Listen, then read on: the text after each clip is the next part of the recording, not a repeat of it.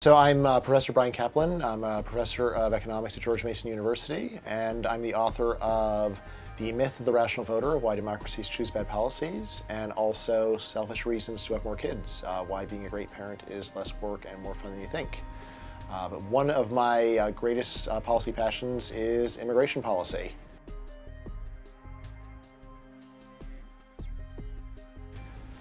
Many people believe that right now we already have open borders, or nearly do. This is so far wrong, it's almost impossible to imagine.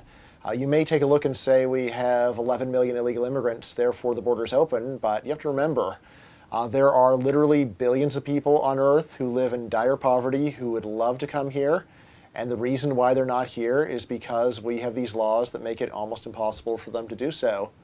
Legally, it's almost impossible to do so. Basically, if you're a low-skilled worker, there's only about 10,000 visas available per year. So these billions of people would have to wait hundreds of years if they took their time, waited for their place in line. And otherwise, you just have to wait around and hope that you've got a family member, hope that an American decides to marry you. So, for most people, it's pretty much impossible to come legally. And also illegally is not so hard if you happen to be right on the southern border of the U.S., but for most of the world, they do not have that, and so they're not going to be able to get here illegally either, for the most part.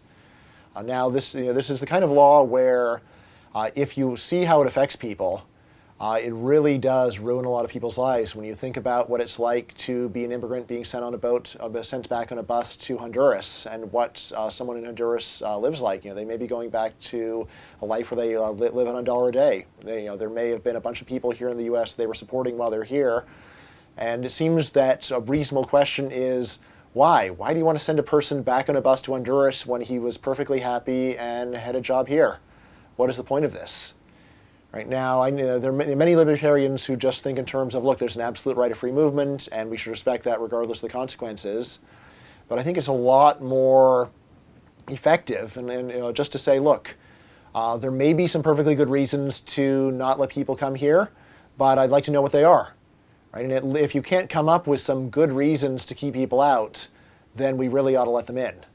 And furthermore, even if you are convinced that there are some that there's some harm that's caused by immigration, it's always worth asking yourself: is there any cheaper and more humane way of solving the problem that we're concerned about, other than just saying you can't come here, and if we find you here, we're going to kick you out?